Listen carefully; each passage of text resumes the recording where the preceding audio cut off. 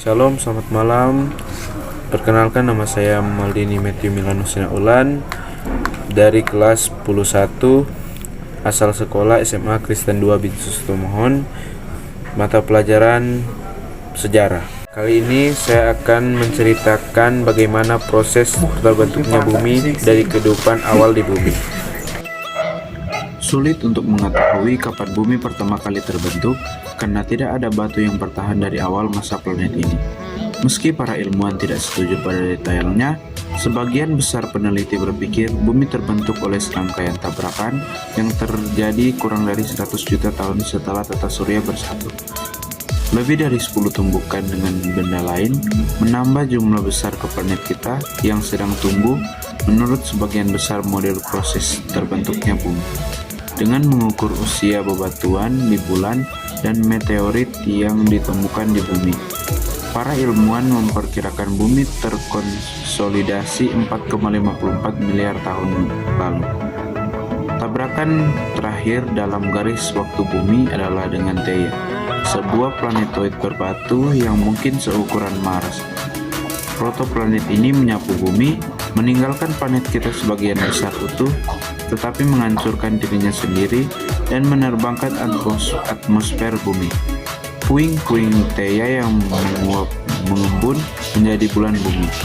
Beberapa peneliti berpikir sisa-sisa bumi pratabrakan masih ada jauh di dalam mantel bumi dan inti luar hari ini.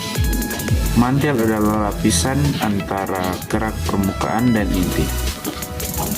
Kekuatan tumbukan pembentuk bulan membentuk bumi menjadi gumpalan magma panas yang bergolak.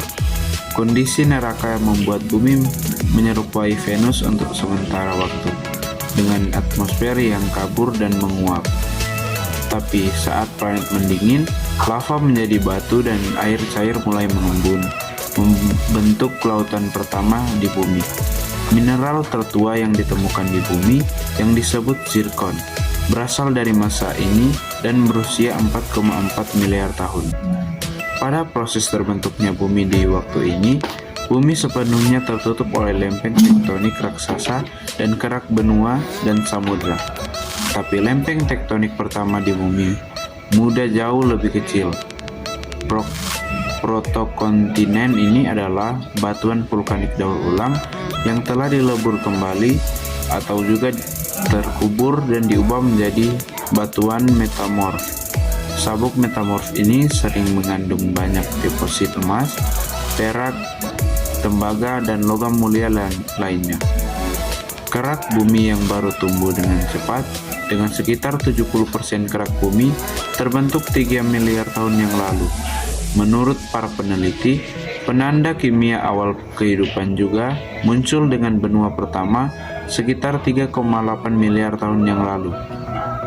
Setelah tingkat oksigen atmosfer melonjak 2,4 miliar tahun yang lalu, tidak banyak yang terjadi di bumi selama 1 miliar tahun berikutnya. Bumi begitu tenang sehingga para ilmuwan menyebut tentang waktu ini sebagai boring period. Pergerakan tektonik juga tenang pada waktu itu. Benua terjebak di superbenua saat masa-masa boring billion. Banyak peneliti berpikir ada hubungan antara kurangnya aktivitas tektonik dan boring billion. Bumi telah ditutupi oleh kumpulan benua raksasa yang disebut superkontinen beberapa kali di masa lalunya. Superbenua paling terkenal, Pangaea, adalah tempat kelahiran dinosaurus. Benua pertama di bumi ditarik bersama menjadi superkontinen beberapa kali, pikir para peneliti. Sisa-sisa sabuk gunung kuno membantu para peneliti menyatukan benua-benua ke dalam pola masa lalu mereka seperti potongan puzzle yang cocok. Boring billion itu berlalu ketika sebuah superbenua besar terkoyak 750 juta tahun yang lalu, memicu kedinginan global yang disebut bumi bola salju.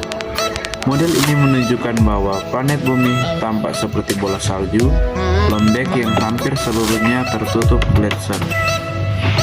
Letusan gunung berapi dan pelapukan batuan yang menyertai pecahnya benua super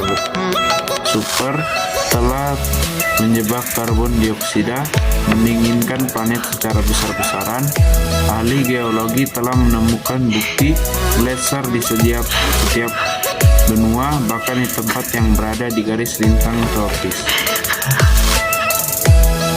Proses terbentuknya bumi selanjutnya berkaitan dengan tingkat oksigen atmosfer yang mulai meningkat lagi kira-kira 650 juta tahun lalu ketika hewan pertama muncul. Bagian keras pertama pada hewan muncul selama periode Kambrium 545 juta tahun yang lalu. Sementara para peneliti masih berbeda pendapat tentang penyebab ledakan kehidupan ini. Banyak yang berpikir kombinasi faktor mendorong lompatan luar biasa ini dari sel tunggal ke makhluk kompleks. Misalnya benua yang menyebar mengirimkan gelombang nutrisi ke lautan dan membuka habitat baru, dan perlombaan senjata evolusioner dimulai saat hewan berjuang untuk saling memakan dan melindungi diri dari pemangsa. Bumi telah mengalami kepunahan massal sejak periode Kambrium, tetapi yang terbesar dalam catatan fosil adalah pada periode Permian 252 juta tahun yang lalu. Menurut para peneliti, lebih dari 90% kehidupan mati hanya dalam 60.000 tahun, dibandingkan dengan 85% kehidupan selama kepunahan yang membunuh dinosaurus pada akhir periode Kapur 66 juta tahun yang lalu. Namun, tersangka utama dalam kematian Permian bukanlah dampak meteorit, tetapi letusan gunung berapi raksasa di Siberia. Para ilmuwan berpikir bahwa banjir lahar besar menciptakan kondisi gas rumah kaca yang beracun. Unsur-unsur kimia di bebatuan tua juga mencatat kepunahan massal akibat perubahan iklim, seperti 450 juta tahun yang lalu, ketika lebih dari 75% spesies laut mati selama zaman es besar. Dalam sejarah bumi, ada 5 periode utama zaman es. Kita berada di salah satunya sekarang, sekitar 2,6 juta tahun yang lalu. Lapisan es besar mulai merayap turun dari kutub utara di belahan bumi utara. Lapisan es ini maju selama periode glasial yang lebih dingin dan mundur selama periode yang lebih hangat yang dikenal sebagai interglasial. Periode interglasial modern bumi dimulai sekitar 11.500 tahun yang lalu. Meskipun era manusia telah didominasi oleh es, peneliti masa depan menyebut periode ini sebagai Plastisene. Banyak ilmuwan berpikir kita telah menulis pesan ke masa depan dengan sampah plastik saat ini. Potongan-potongan kecil plastik muncul di mana-mana di bumi, dari es kutub utara hingga lautan menuju pantai Hawaii. Beberapa antaranya telah berubah menjadi batu yang disebut plastiglomerat. 1 juta tahun dari sekarang, plastik itu mungkin tergencet hingga terlupakan, tetapi para ilmuwan masih dapat mendeteksi sinyal kimia plastik yang berbeda. Sekian dari saya, terima kasih.